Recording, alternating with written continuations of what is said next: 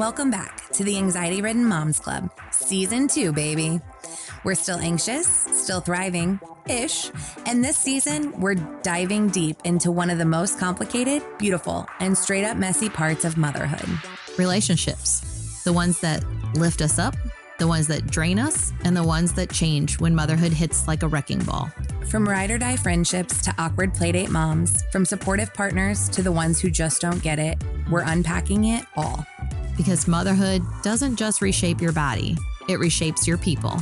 And sometimes you outgrow folks. Sometimes you build a village you never had. We're talking about boundaries, support systems, love languages, mom guilt, and learning to unapologetically put yourself first. If your group chat is your therapy, if your toddler is your toxic coworker, or if your idea of date night is hiding in the pantry with snacks, this season is for you. Let's talk about it. Let's laugh, cry, confess, and build this messy, anxious, loving village together. Welcome to Season 2 of the Anxiety Ridden Moms Club.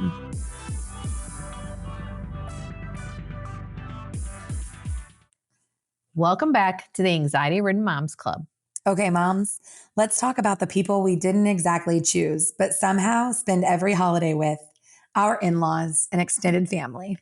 Yep. Today's episode is all about the anxiety that comes with hosting, setting boundaries, navigating grandparent dynamics, and of course, we're spilling some hilarious in-law fails.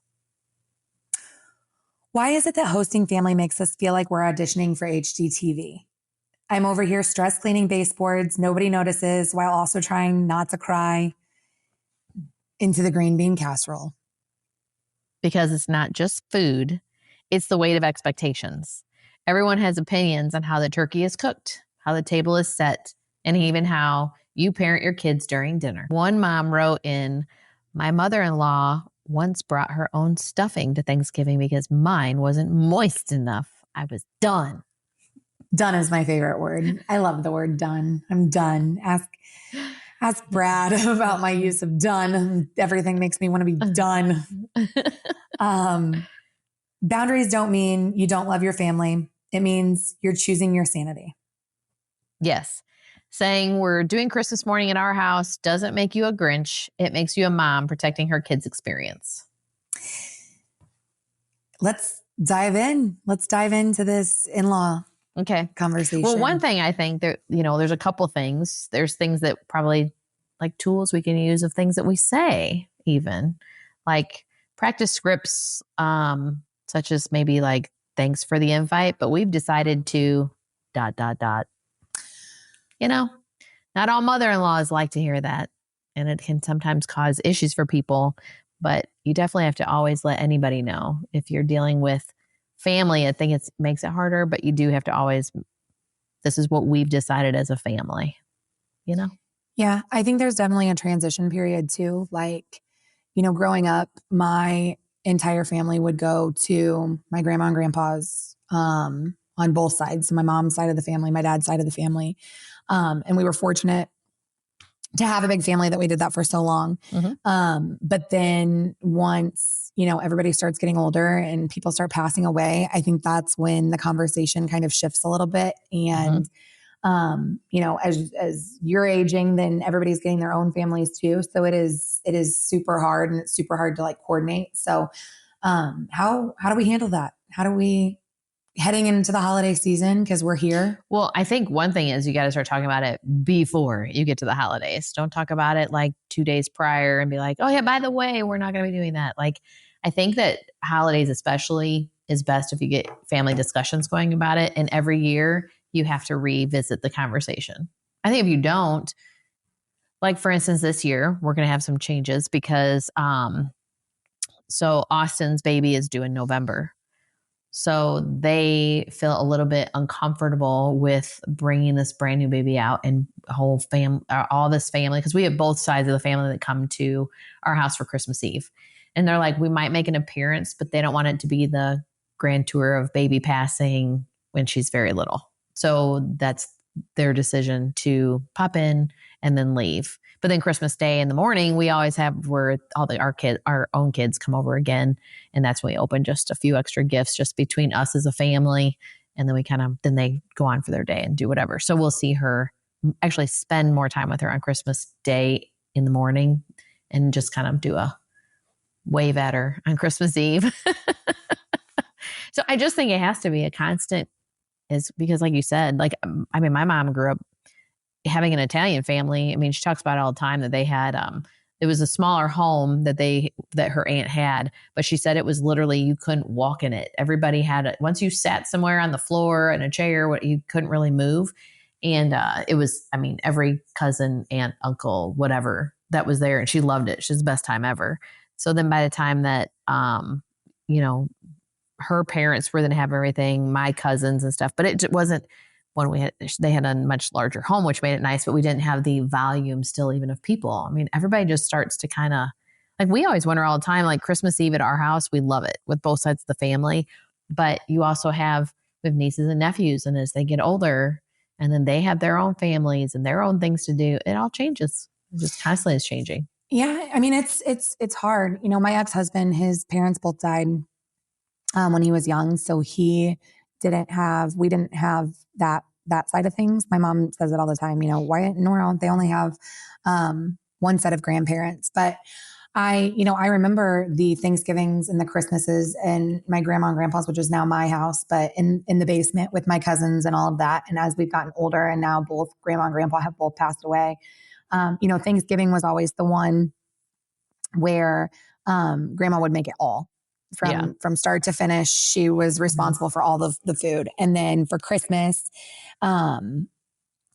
everyone would that's kind of more the like potluck, if you will. But we got together in her basement for both. And then when I bought her house and she moved into a duplex, we still did it. And there were, so many people crammed into a small space.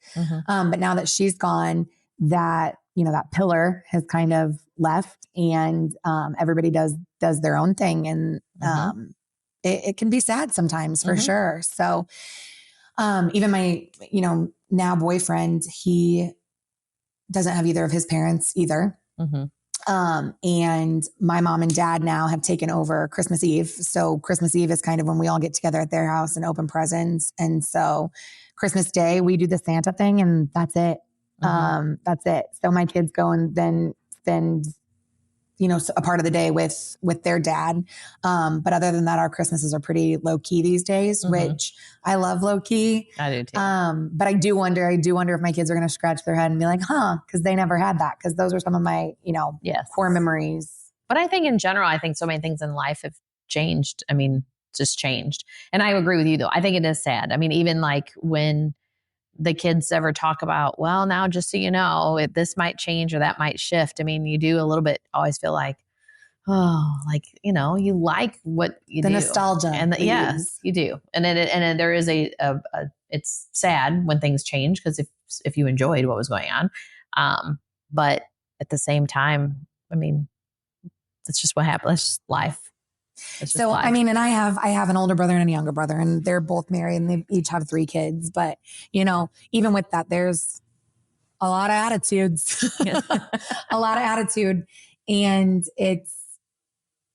I think society has become a lot more selfish than I ever remember it being. Yes. And people are all about making their core memories for their family. But like, I think a lot of times people are so self-centered that we forget big picture. And myself, I mean, I get caught in that. And so I think that speaks to the whole in-law conversation, just kind of as a whole, that it's not always about us, and that there are other. Well, and I hear, and even like saying that, like, it brings up like, so I think it's hard. I do think we all come into a relationship feeling like, well, what my family does is better. Yes. You know what I mean? The things that we did as our normal, regular holiday, that's what I like. So to change, I think it always can become a battle, which then in turn, I think that when our kids can decide that they want to change anything, I think a lot of people start immediately thinking the in-law is who changed your life. You know what I mean? Who stole something from you, per se. And I choose not to look at it that way. I just I really encourage my kids to have their own life, make their own decisions for what's best for their family. But of course, I want to have them there. And I would love to spend all those moments with them, but I don't want them to. I don't want to start getting into the whole, well, what did your wife tell you to do that? Okay. Alrighty then. You know what I mean? I understand where's the pants in that family. You know what I mean? But it's true. It just becomes where, I mean, I think back even when I was younger, when Tom and I were even first together and, his parents were not here and mine were, and then they had their traditions. I have mine. And it was like figuring it all out in the discussions. And it is hard when you both feel like, well, I think mine's good. And I think, well, mine's good. Well, then how do we blend it? And I think that's where having in-laws makes it hard. But even being in that process when you become an in-law makes it hard just because I don't know, but I'm the most flexible person in the world. So I just go with the flow. I don't ever say I don't ever speak my opinion. I just go with the I can flow. only imagine. I can't wait till Wyatt has a woman. And she's in, and he's going to live with this woman and come and tell you how shit just got real. Well, I can't wait. That'll be entertaining. I don't even know. Because I really don't care. Like I think here's the thing. I'll take it. Let me back it up.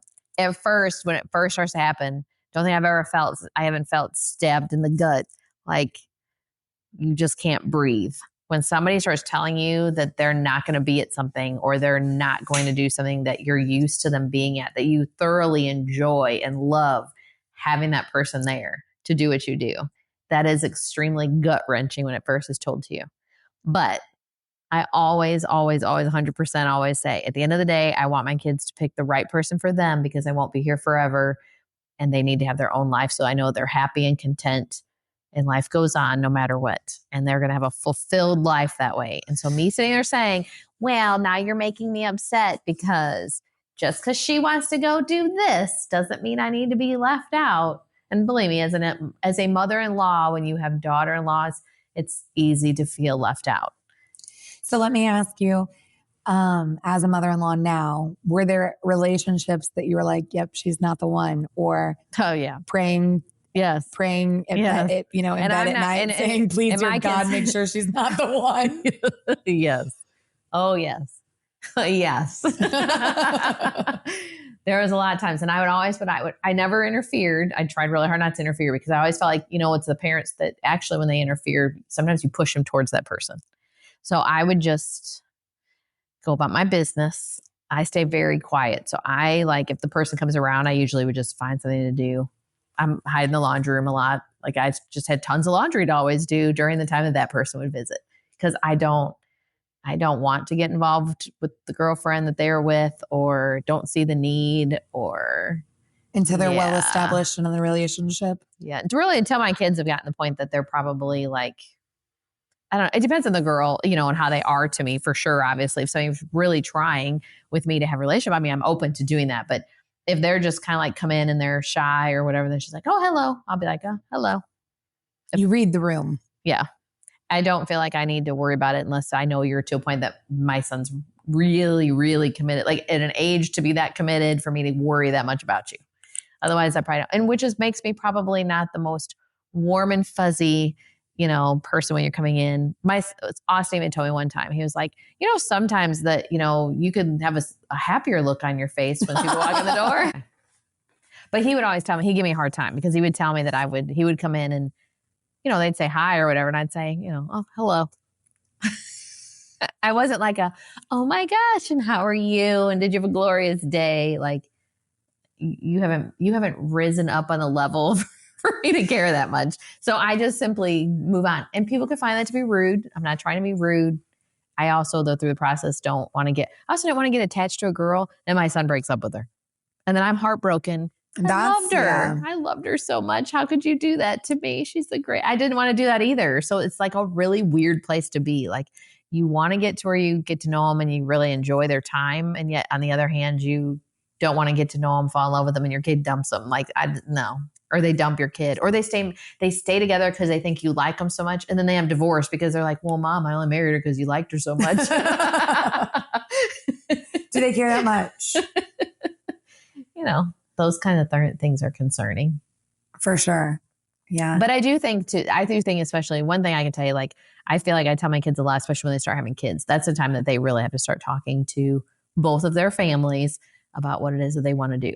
because I know that I felt a lot of times, I think when I was starting to do things like, I didn't want to hurt my mom and dad's feelings ever and be like, well, I'm not going to come to something because you worry that you're going to hurt their feelings when you're like, that's not your point. You're not trying to hurt their feelings. I am 36 years old, I think. And my dad just texted me last night that my uncle's having a wiener roast this weekend and they're looking for a head count or whatever. And I already have plans, and I'm afraid to like text back and be like, no, like I don't want to let anyone down. Yes. But I think that's part of boundaries too, is just like, and not that I don't want to, but I have, a prior engagement and I can't. Right. But even, I'm a pansy, even just texting my dad and be like, no, we can't make it. Yeah. Yes. And that's why it's hard. It becomes hard. And I don't want to put my kids in that. I don't want them to feel like they can't. I mean, a little bit. I mean, I don't mind if they feel that way. Yeah, I was going to say, I feel like we use too worried about that guilt sometimes. We use it to our advantage for sure. Yes. It's just, there's so many, like I said, there's so many different personalities in the world and attitudes. And I think, I don't know about you, but I think for me, being a manager kind of helps me with some of that, just because when you manage a group of people, and we both manage large groups of people, and everybody needs managed a little bit differently, and you handle people a little bit differently, you have those people that you can be very, very blunt to and tell them how it is. And that's honestly the only way you're ever going to get anything done. And then you need the people that you have to sugarcoat everything. And if you don't, then you'll have to give them therapy twice a week for the next 3 weeks to get them over to the time you didn't sugarcoat them. So I think that definitely helps, just understanding personalities and how they work. But man, it's still hard. It's still hard. Even me being the sister to two brothers, that have their wives and their families. And I'm like, what about me? Don't forget about me. And this is what I want. And you're my brother. And this is how we're going to do it. We even had a, summer vacation this year was even, I feel like, cluster F, for lack of a better term, because of sports schedules and different things. And so literally, we live a little bit north of St. Louis, and we passed my mom and dad on 44. We were going to Branson and they were coming back, and that was a huge bummer.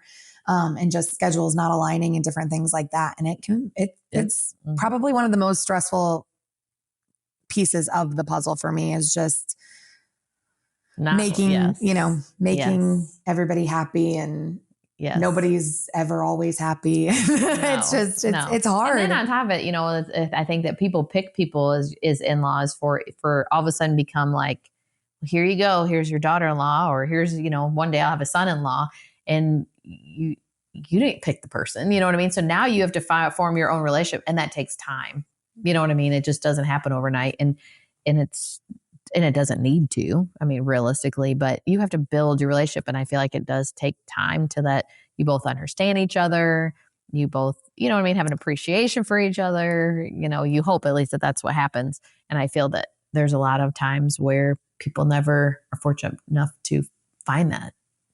There's a lot of people who, just like, I don't ever want to be the mom who's like running their lives, or every time I pull in the driveway, they're like, oh God, it's my mom.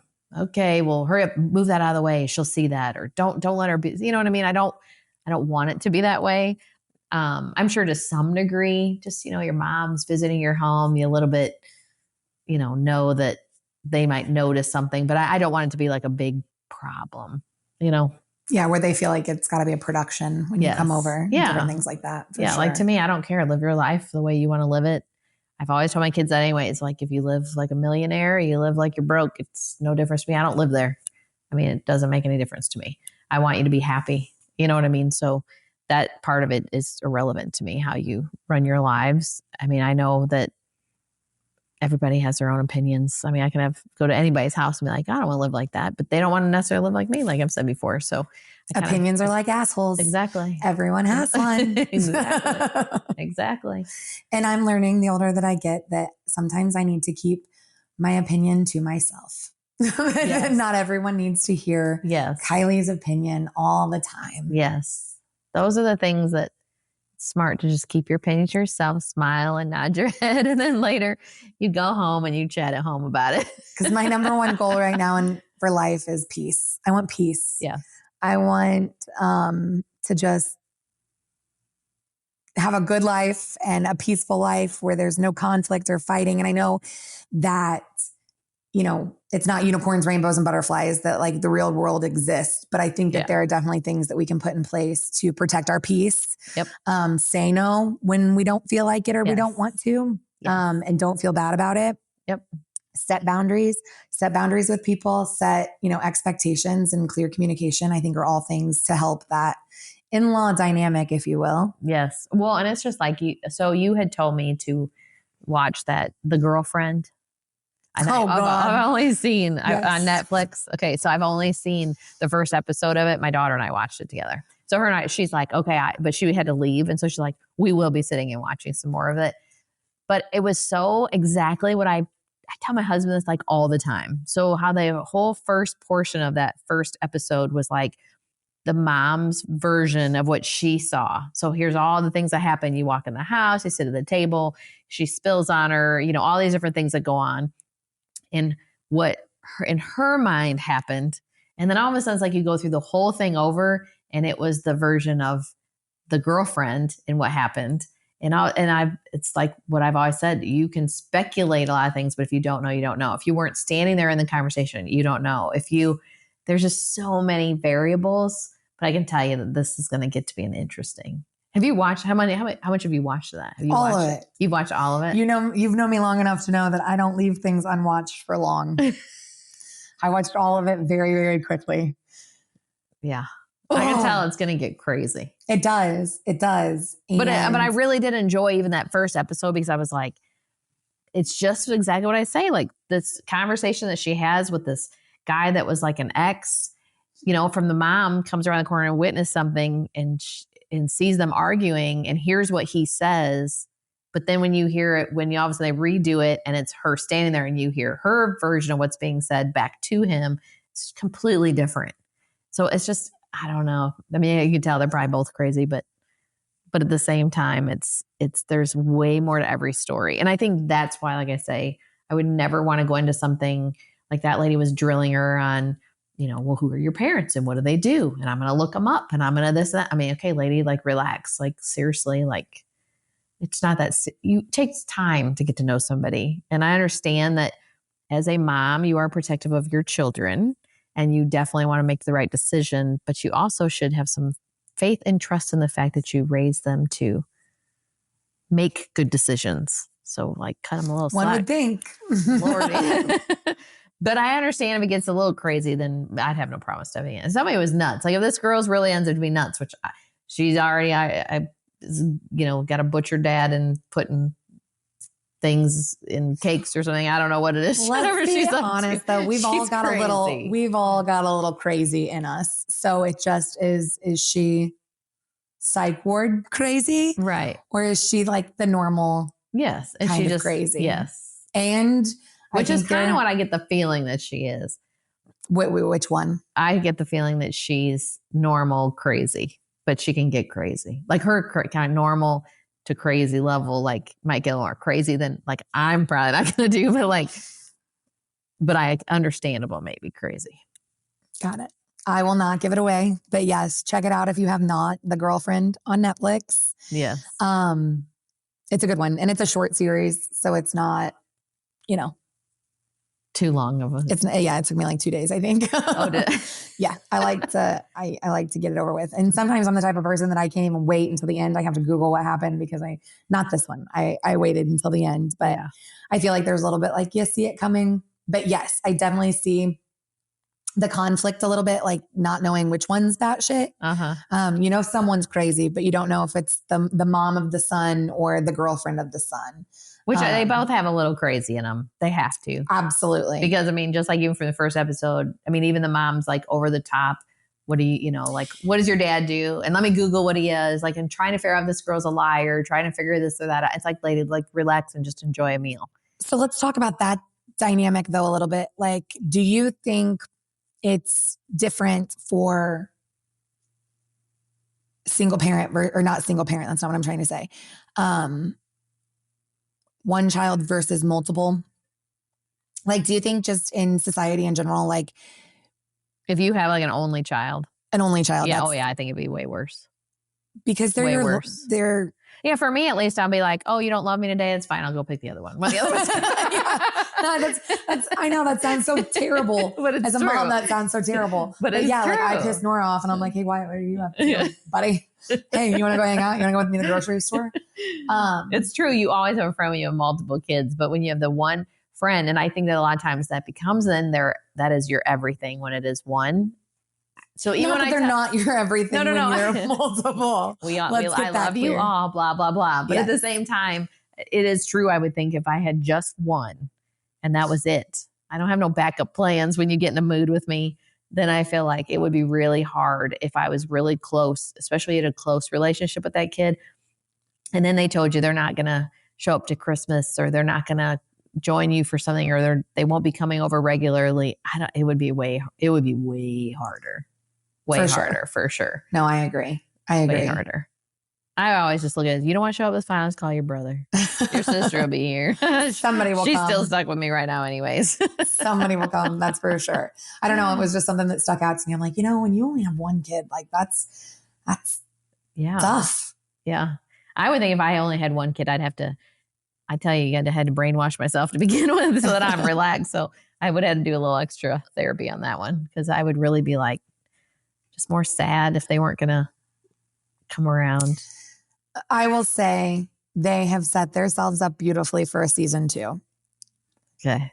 Shall the time come? I think they've set themselves up for a good season 2. I'll be looking forward to watching it. Yeah. I'll be looking forward to watching it.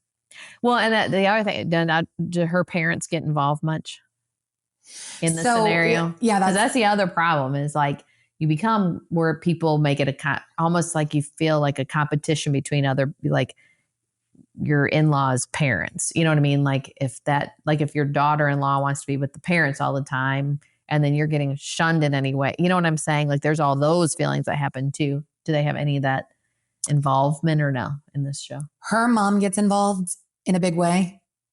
That kind of changes things a little bit. It kind of changes things a lot of it. So her mom has involvement. I don't believe that we ever hear or see anything from her dad, but you also get a little bit, not like a full episode or anything, but you get a little bit of the mom's perspective of her mom's perspective, also, and kind of her thoughts on the situation. It's an incredible series. I really enjoyed it. Yeah. And you're right. It paints a really good picture of all of the things that can go wrong with the whole in-law conversation. Yes. Yeah, because there's so many moving parts and there's so many more people involved than what you realize. Like I think a lot of people think like, oh, my kid's even dating this person. You have more than that though that can be in the mix. And at the end of the day, we always need to realize that it's not always about us. No. And our feelings. Well, and here's the other thing we have to remember. If you raise your kids and all you've ever wanted, I just want my kids to be happy, then you should just want your kids to be happy. That's their whole life. Not just like, while they were little, I bought them a toy just because I want to make them happy. Bought them ice cream today because I just want to make them happy. Well, now they're an adult. You need to continue that same idea and thought. I just want my kids to be happy. For sure. I just want them to, I don't know. I want them to think of me as I'm there and not expendable by any means. But hopefully that they want to come around and do things. Yeah, absolutely. So let's talk a little bit about the grandparent dynamic. So obviously but grandparent, sometimes the sweetest blessing, sometimes the biggest boundary busters.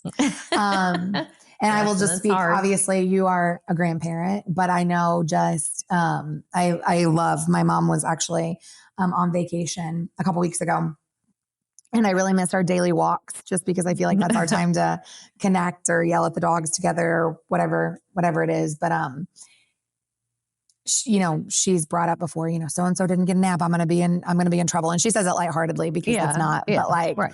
I know that's a huge piece of the grandparent puzzle is just like what boundaries are there? What boundaries can you break? Which ones do you break? Mm-hmm. Or what kind of boundaries do you have? This is something where it becomes hard because I think that you really do want to have boundaries in your home, because should be a respect for my home. Like my home is not their home. Let's say you let your kids, throw food from one end of the house to the other.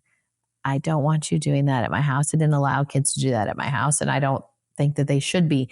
At the same time, I don't care what anybody does in their own home. You know what I mean? Like your kids should always be told, in my opinion, hey, this is how we live, whatever that is that you create. But when we go, we always have to be respectful of other people's homes. And I think that that's where you get in a really weird feeling as a grandparent, because how much do you say that's not how this goes here? Like how much, you know what I mean? Without offending somebody or somebody being like, well, your parents are ridiculous because I don't see the problem. The kids should be able to do this. You know what I'm saying? Like it's kind of hard because you really want to have your set rules and boundaries, but you don't want to come across like it's a free for all there. Now all of a sudden it's like 20 rules when you come here. And I think we're a pretty laid back house, but I mean, I do have some things that I think are normal, or at least my normal. And how I do want to keep my house clean and keep it nice. And I don't want to have a major problem later, you know what I mean, that I got to clean up just because a couple kids, are over at my house. So I just think it's hard when you're trying to blend all that too. It just becomes like, what are my boundaries and what can I say and not feel like I'm crossing the line? Or how do you keep a relationship strong and you're not going to upset anybody? Or it's hard. It's hard. Like those things become the next. And that's one thing I like, even with Austin and Cammie actually, we talk about it, which is kind of nice. Before they've had the baby, her and I are actually really talking about it a lot, which is a good thing, because then I kind of know what she's wanting to do with the baby, and she knows kind of how we do things. And we're really having good discussions, which I'm glad, because I think that'll like help. What? Give me an example. Just like, I don't know, we were even just talking about her and feedings and how is she going to be a scheduled person or not? And what about like eating situations? Like, is she she's the type where she will want it to be very much like, it's time to eat, then we're going to sit at this table and this is what we're going to do. She's just going to be more that way, which is how I am. This is your sit down time. This is what we do right now. You know what I mean? She's just, I don't know, we just kind of bounce different things. As she's gone through pregnancy, we've talked about stuff, but now as we're talking about what do you want to do next after this whole thing comes about, who's going to be around this baby? What's your ideas of, I don't know, just a lot, I guess, just every day. I can't even tell you something so specific right at this point, because since we don't have her, but it's very much about open communication, so that I feel like if we get to a point that let's say this kid's doing something that's like, I'm like, I feel like we have already opened up the communications for that. You know what I mean? Mm-hmm. I think that that's where I feel like a lot of times nobody talks about it till all of a sudden here we have a kid.